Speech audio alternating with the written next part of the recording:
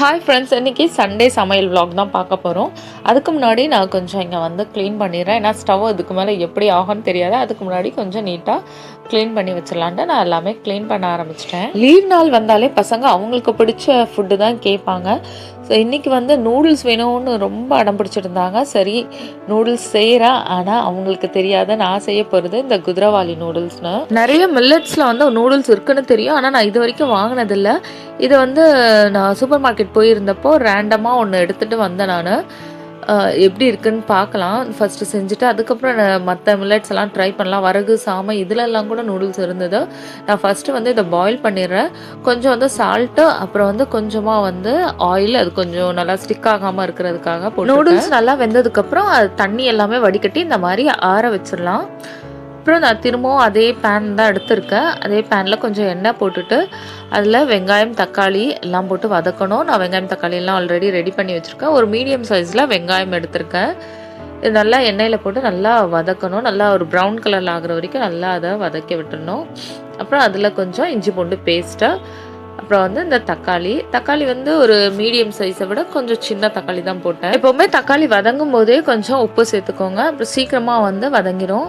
தக்காளி போட்டாச்சு. தக்காளி நல்லா வெந்து வரணும். அப்புறம் வந்து அதில் வந்து ஒரு 1/4 டீஸ்பூனுக்கு தான் நான் வந்து சில்லி பவுடர் சேர்த்துருக்கேன். அப்புறம் ஒரு 1/4 டீஸ்பூன் மிளகு, அப்புறம் வந்து ஒரு 1/2 டீஸ்பூன் வந்து காஷ்மீரி சில்லி பவுடர். ஏன்னா அது வந்து காரமாக இருக்காது, கலருக்காக தான். அப்புறம் கொஞ்சம் வந்து க்ரீன் சில்லி சாஸ், அப்புறம் வந்து சோயா சாஸ் கொஞ்சம் போட்டு. இதில் நூடுல்ஸ்லேயே ஒரு மசாலாவும் கொடுத்துருந்தாங்க, அதனால இந்த மசாலாவும் சேர்த்துக்கிறேன். அப்படி இந்த மசாலா இல்லைன்னா மற்ற நான் சொன்ன ஐட்டம்ஸ் எல்லாம் அப்படியே டபுளாக கொஞ்சம் சேர்த்துக்கிட்டிங்கன்னா உங்களுக்கு கரெக்டாக இருக்கும். உங்கள் காரத்துக்கு தகுந்த மாதிரி சேர்த்துக்கோங்க. இப்போ இந்த தக்காளியெல்லாம் நல்லா இந்த மாதிரி கொத்தி விடுறேன். அப்போ தான் கொஞ்சம் நல்லா கிரேவி நமக்கு வந்து திக்காக கிடைக்கும். கொஞ்சம் தண்ணியை விட்டு அதெல்லாம் கொஞ்சம் வந்து வேகிற மாதிரி நல்லா மிக்ஸ் பண்ணிக்கோங்க. இது நல்லா மசாலா எல்லாம் மிக்ஸ் ஆகி வரணும். சிக்கன் வந்து ஒரு பக்கம் வாஷ் பண்ணி வச்சுருக்கேன்.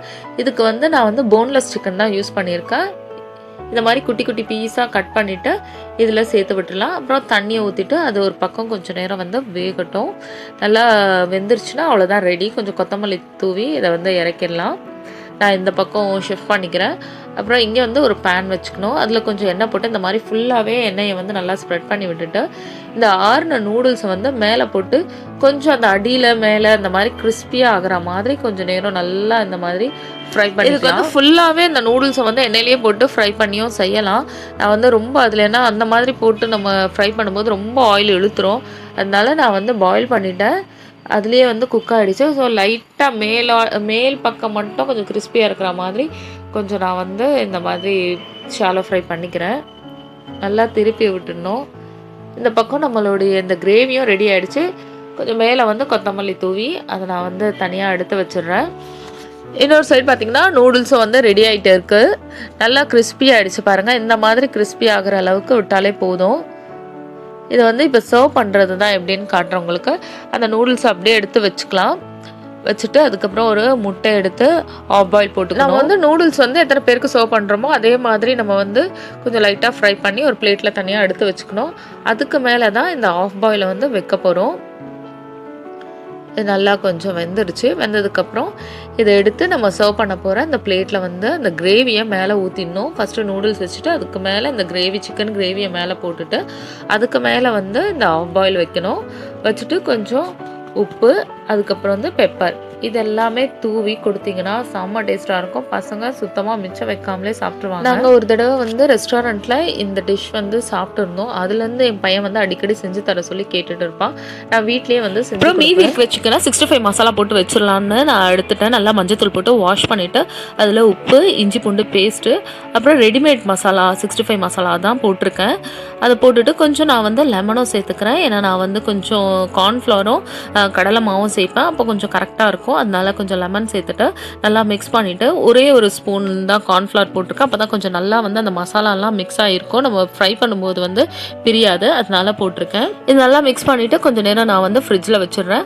அப்புறம் வந்து கொஞ்சம் நான் வந்து பாத்திரம் வந்து வாஷ் பண்ண ஆரம்பிச்சிட்டேன். நான் எப்போவுமே டிஷ் வாஷரில் தான் போடுவேன். ஆனால் வந்து இந்த நான்ஸ்டிக் பேனெல்லாம் கையோடு அப்படியே வாஷ் பண்ணிடுவேன். அப்புறம் பசங்க அதுக்குள்ளேயே வந்து பசிக்குதுன்னு சொன்னாங்க. சரி, அவங்களுக்கு கொஞ்சம் ஃப்ரூட்ஸ் மட்டும் கட் பண்ணி கொடுத்துடலாம்னு கொய்யா பழம் இருந்தது. அதுவும் வந்து ஆரஞ்சும் வந்து நான் வந்து க்ளீன் பண்ணி அவங்களுக்கு கொடுத்துட்டேன். நானும் வந்து ஒரு கொய்யாப்பழம் சாப்பிட்டேன். கொய்யாப்பழத்தில் அவ்வளோ சத்து இருக்குது. ஸோ நீங்களும் வந்து எல்லோரும் ஒரு கொய்யாவது ஒரு நாளைக்கு எடுத்துக்கோங்க. அதுவும் அது சாப்பிட்றது ரொம்பவே ஈஸி. அதனாலே எனக்கு ரொம்ப பிடிக்கும். ஜஸ்ட்டு வாஷ் பண்ணிவிட்டு நம்ம அப்படியே கூட கடித்து அப்படியே சாப்பிட்றலாம். அதில் நிறைய சத்துக்கள் இருக்குது. ஸோ கண்டிப்பாக ஒரு நாளைக்கு ஒரு கொய்யாவது எடுத்துக்கோங்க. லேடிஸ்க்கு ரொம்ப நல்லது. அப்புறம் அதெல்லாம் கொடுத்துட்டு சாப்பிட்டு முடிச்சுட்டு நான் வந்து நெக்ஸ்ட்டு மீன் எடுத்திருக்கேன். இது வந்து எங்கள் பிரதர்-இன்-லா வந்து பீச்சுக்கு போயிருந்தாங்கன்னு கொண்டு வந்து கொடுத்துருந்தாங்க. ஸோ அதையும் வந்து எதுனா பண்ணலாம்னு எடுத்தேன். அவங்க வந்து ஃபிஷ் ஃபிங்கர்ஸ் நல்லா ஃபிஷ் ஃபிங்கர் செய்கிற மாதிரி தான் கட் பண்ணி கொண்டு வந்திருந்தாங்க. ஸோ அதுக்கு தான் நான் மசாலா ரெடி பண்ணுறேன். சால்ட்டு, அப்புறம் பெப்பர், அப்புறம் வந்து சில்லி பவுடர், அப்புறம் வந்து இஞ்சி பூண்டு பேஸ்ட்டு இதெல்லாம் போட்டு நல்லாவே இதை வந்து மிக்ஸ் பண்ணிக்கணும். அப்புறம் லெமன் வந்து விட்டுட்டேன். லெமன் ஜூஸும் கொஞ்சம் வந்து போடணும். இதையும் நல்லா மிக்ஸ் பண்ணிவிட்டு கொஞ்சம் நேரம் வந்து அப்படியே இதையும் வந்து டிஸ்டர்ப் பண்ணாமல் அப்படியே ஃப்ரிட்ஜில் எடுத்து வச்சிடலாம். அதுக்கப்புறம் நான் வந்து மற்ற வேலைகளை வந்து ஸ்டார்ட் பண்ண ஆரம்பிச்சிட்டேன். இந்த ஃபிஷ் ஃபிங்கர் போட்டுட்டு வந்த மீன் இதே தலை பீஸ் வால் பீஸ் எல்லாம் இருந்தது. அதை வச்சு மீன் குழம்பு செஞ்சிடலாம்னு நான் சீக்கிரமாகவே அதுக்கான வெங்காயம் தக்காளி அதெல்லாமே கட் பண்ணிட்டேன். ஒரு 2 மீடியம் சைஸில் வெங்காயம், 2 தக்காளி, ஒரு 10 பல்லு பூண்டு எடுத்து வச்சுருக்கேன். ஃபஸ்ட்டு வந்து கடாயில் வந்து நல்லெண்ணெய் போட்டுக்கிட்டேன். நல்லெண்ணெய் தான் மீன் குழம்புக்கு நல்லாயிருக்கும். ஃபஸ்ட்டு கடுகு, ஜீரகம், அப்புறம் வந்து கொஞ்சமாக வெந்தயம் இதெல்லாம் போட்டு நம்ம தாளிச்சுக்கணும். இந்த தாளிப்பு பொருளெல்லாம் நல்லா பொரிஞ்சு வந்ததுக்கப்புறம் பூண்டு சேர்த்துக்கணும். 10 பல்லு பூண்டு சேர்த்துருக்கேன். அதுக்கப்புறம் வெங்காயம் போட்டுக்கணும். அப்புறம் தக்காளி இதெல்லாம் நல்லா வதங்கினதுக்கப்புறம் மிளகாத்தூள் இதையும் போட்டு நல்லா நடுவில் வீடியோ மிஸ் ஆகிடுச்சு. மிளகாத்தூள் போட்டதெல்லாம் இது மிளகாத்தூள் அது போட்டுட்டு நல்லா வதக்கிட்டு அதுக்கப்புறம் பச்சை மிளகாவும் கருவேப்பிலையும் போடணும். அதுக்கப்புறம் வந்து புளி நல்லா கரைச்சி நமக்கு எவ்வளோ தேவையோ உங்களுக்கு எவ்வளோ புளிப்பு வேணுமோ அந்த அளவுக்கு புளிப்பையும் சேர்த்துக்கோங்க. அப்புறம் குழம்பு கொதிச்சதுக்கப்புறம் அதில் மீன் துண்டுங்களை போட்டு அது நல்லா இன்னும் கொஞ்சம் சிம்மில் வச்சு கொதிக்க விடணும். அப்புறம் நான் இந்த பக்கம் சிக்கன் 65 போட ஆரம்பிச்சிட்டேன். இது 65 மசாலா எப்படியோ ஒரு மணி நேரம் ஊறி இருக்குது. அதனால நல்லாயிருக்கும். எவ்வளோ ஊறுதோ அவ்வளோ நல்லாயிருக்கும். இப்போ வந்து ஃபிஷ் ஃபிங்கருக்காக நான் வந்து கொஞ்சம் ப்ரெட் எடுத்திருக்கேன். ப்ரெட் க்ரம்ஸ் இல்லை, அதனால ப்ரெட் எடுத்துகிட்டு அதை நம்ம வந்து கொஞ்சம் நல்லா அரைச்சிக்கலாம். ஃபஸ்ட்டு கொஞ்சம் பல்ஸில் போட்டு எடுத்துகிட்டு அதுக்கப்புறம் 1ல் வச்சு அரைச்சிங்கன்னா நல்லா சூப்பராக ப்ரெட் க்ரம்ஸ் கிடச்சிரும். அதுக்குள்ளேயே இங்கே வந்து 65 எல்லாமே ரெடி ஆகிடுச்சு. இப்போ 65 போட்டு முடிச்சதுமே நான் வந்து ஃபிஷ் ஃபிங்கருக்கான அந்த ஃபிஷ்ஷை எடுத்துக்கிறேன். இது ஃபிஷ் ஃபிங்கர் நான் வந்து எல்லாமே வந்து ஃபிஷ் ஃபிங்கர் போட போகிறதில்ல. ஸோ கொஞ்சமாக மட்டும் நான் வந்து எடுத்து வச்சிடுறேன் ஃபிஷ் ஃபிங்கருக்கு. மீதி இருக்கிறதுல நான் வந்து நார்மலாக வந்து மீன் ஃப்ரை தான் பண்ண போகிறேன். அதனால் நம்மளுக்கு எவ்வளோ தேவையோ அது மட்டும் எடுத்து வச்சுட்டு அதில் இன்னும் கொஞ்சம் நான் வந்து மசாலா நான் வந்து ரெகுலராக யூஸ் பண்ணுற குழம்பு மசாலா இது கொஞ்சம் எப்போவுமே போடுவேன். அப்போ எனக்கு வந்து டேஸ்ட் நல்லா கொடுக்கும். எங்கள் வீட்டில் அரைக்கிற மசாலா தான். இது நல்லா வந்து மிக்ஸ் பண்ணி இதை தனியாக ஒரு ஓரம் எடுத்து வச்சிடுறேன். ஃபிஷ் ஃபிங்கர் செய்கிறதுக்காக நான் வந்து ஒரு முட்டையை அடித்து வச்சுக்கிறேன். அதில் கொஞ்சம் உப்பு, மிளகுத்தூள் இதை சேர்த்துக்கலாம்.